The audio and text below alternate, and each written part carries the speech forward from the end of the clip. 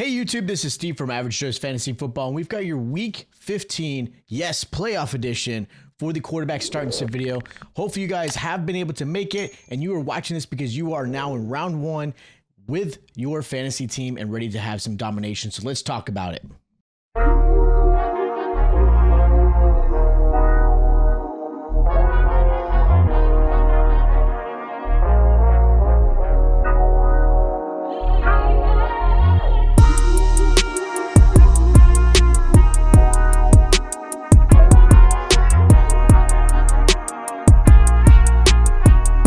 All right, so Week 15 of the NFL season is here, which means there are no more buys. We are now talking fantasy playoffs, which is fantastic. We are right near the end of it. Obviously, sad to see for the NFL season to be almost over, but obviously everything you put into, whether you're watching videos, reading articles, whatever it is, this is where you want it to be, and you're here for it. So with that said, these are the obvious starts at the quarterback position. I don't have many quarterbacks that I feel 100% confident in, but these guys, I do believe in them. I believe that no matter what, you should put them in your lineup without question for no other reason, okay? I know the Jalen Hurts one was kind of a shocker based off of how he played on Monday night, but I do not think that will happen again. He will have some success. Now, I've got some really cool names that I recommend starting, and I got some big names you should consider sitting, and I know that's crazy because it is Week 15 of the playoffs. So this is the first quarterback I'm going to recommend. That is going to be Brock Purdy versus the Titans. Easy one, right? Titans give up the second most fantasy points to the quarterback position. They're giving an average of 23 fantasy points per game. Obviously, that's quite a bit there. They're also allowing 2 passing touchdowns per game and 266 yards in the air. This is a perfect matchup for Brock Purdy. Obviously, the team is getting a little bit healthier when it comes to this offense. You know, Pearsall, obviously there. You still got George Kittle, Jennings. Like, the offense is slowly getting back to health, and obviously having Brock Purdy is beneficial. Like I said, the Titans have been struggling. They're allowing quite a bit of points, and Brock Purdy obviously isn't playing great out of the season because of where he's been with injury, but Brock Purdy has done pretty well when he's been in there. So again, really good matchup. I love this one for him. I think this is a great start there. Another quarterback I really like is Marcus Mariota for the Commanders. They're going against the Giants this week. Unfortunately, Jaden Daniels did get hurt again. He will be out this week, which puts Mariota back into the lineup. Now, Mariota has done fairly well. Right now, he's obviously okay, right? But he's had some good games. Week 10, he had 18 points. Week 11, 15 points. Week 13, 23 points, right? And then obviously he went right back to Jaden Daniels. And then, you know, he's had some really good games. I wouldn't knock him at all, even with the fact that he hasn't had Terry McLaurin most of this, but McLaurin is back. You got Deebo Samuel, right? Obviously, they do have to figure out their run game, but this is a perfect matchup because the Giants are a team that are allowing the most fantasy points to the quarterback position. They're allowing 2 touchdowns per game. They're allowing a decent amount of yards on the ground. Not the most, but still a decent amount. So for me, this is a really good matchup. It only makes sense. Now, sticking in that same game, I love Jackson Dart as well. Jackson Dart has played really well this season. He does have to make sure he stays healthy, but the Commanders are allowing 20 points per game. They're allowing 266 passing yards, which is the league highest. And then they're also allowing 2 passing touchdowns as well. This is a perfect matchup for Jackson Dart to have another successful game. Last time he played, he put up only 13 fantasy points against the Patriots, but the Patriots are a really good team. Defensively, they played really well. But other than that, he's had some 26-point performance, a 27-point performance. Like, he has been really, really well and very consistent. I love Jackson Dart as far as the matchup this week. And the last quarterback I'm going to mention this week is Tua Tagovailoa. I know he hasn't played amazing, but Tua is in a situation where he's got a good matchup. Yeah, Tua stinks right now, right? Week 9, 8 points. Week 10, 10 points. Week 11, 6 points. Week 13, 4 points. Week 14, 9 points. But the Dolphins are actually winning, which is kind of a crazy thing. A lot of it has to do with the fact that they're relying completely on Devon Achane. Now, Achane is hurt. We have not seen if he's going to be playing. I do expect him to play. The Dolphins technically are kind of sort of fighting for the playoff spot.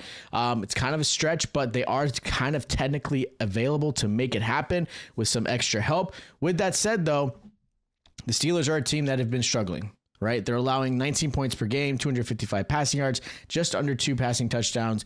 I think both teams are fighting for playoffs, right? Steelers are in a better position. They're right now in the divisional lead. But defensively, they have struggled. They have allowed a decent amount of points pretty much the last few weeks. And again, this is a team that hasn't really been the normal defense that we're used to seeing from Pittsburgh. And Tua, yes, has played horrendous. He hasn't played great. I almost put him as a sleeper because I think that's kind of where I feel he's at, right? He's a quarterback that I think if you really need to put somebody in there, this is a good matchup for him. I think this is going to be a nice little week where he kind of surprises you and gets you a nice little win. Now, jumping into the quarterbacks I'm going to sit. Now, I've got some big names here. The first one is not the biggest name, but I've got Bryce Young as a sit. Going against the Saints this week, the Saints are the best team in the last 7 games.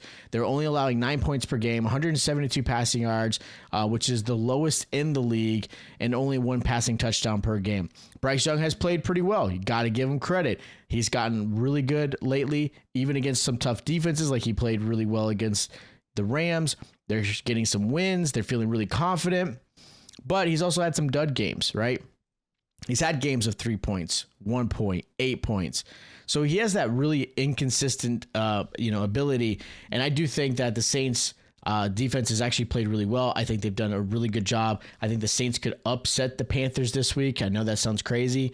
And so for me, I just don't trust Bryce Young this week. Now, the big name I'm going to put here is Patrick Mahomes versus the Chargers. I understand this is a desperate week, right? This is a week that they absolutely have to win. They absolutely have to win. I think they have 11% chance of making the playoffs for the Chiefs. And you don't expect Mahomes to struggle, right? And he played all right in that game this past week. Yeah, there were a lot of it was really the turnovers were based off of drops and just things that, outside of his control.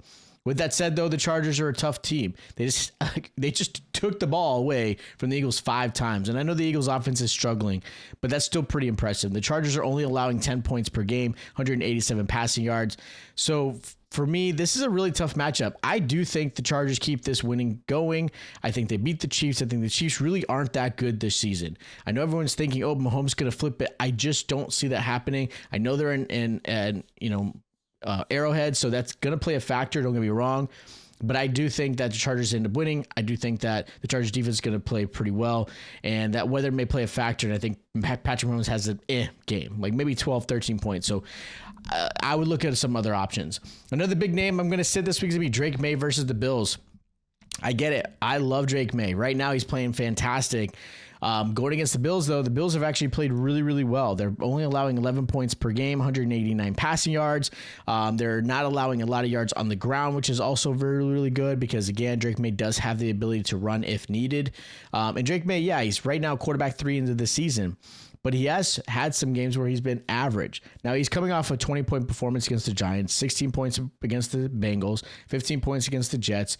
They haven't really played anybody that has a really strong defense. But the last time they played the Buffalo Bills, they only allowed him 12 points in fantasy. No touchdowns. No turnovers, but no touchdowns. Like, he was average. And so for me, if there's going to be anything, especially with the Bills trying to fight and keep in the playoff race, this is going to be a matchup I think that Drake May is going to have a little bit of a hiccup just because he hasn't really seen a lot of the competition. And the last quarterback I'm going to sit is going to be Caleb Williams. This is a really good, I think this is going to be a really fun game to watch, even though it's not the biggest one. The Browns defense has played really, really well, which is why I think it's going to be a fun one to watch because I'm really curious how Myles Garrett's going to play against this offensive line. Is he going to break the record this week or is it going to be, a couple weeks from now? We'll see. He definitely is going to be the defensive player of the year. With that said, though, Caleb Williams has played well. He's moved up into the rankings. He's played really, really well recently. He has had some turnovers, which has been kind of a problem, but he hasn't hit the 200-yard passing mark in a couple weeks. I do think he's going to continue that struggle. I think they're going to try to run the ball with both backs, with Mungay and with Swift and everything like that. I think just enough to possibly win this game against the Browns, but I think the Browns defense is just good enough that, they don't need to I wouldn't put Caleb in. I'm really nervous for him this week. He's been playing average. Now, as far as my sleepers, it's going to be the same game. It's going to be a Thursday night game. I think both Kirk Cousins and Baker Mayfield should be considered sleepers this week. Both defensive are struggling against quarterbacks. Baker Mayfield gets his wide receiver Mike Evans back. They get McMillan back. Kirk Cousins has done okay, right? But the biggest thing is the Bucs defense has been struggling. They have not been playing really well against quarterbacks. They're allowing, the fifth most points. They're allowing 258 passing yards. So defensively, they're struggling. Again, Falcons aren't great either. They're about middle of the pack. They're allowing a decent amount of yards.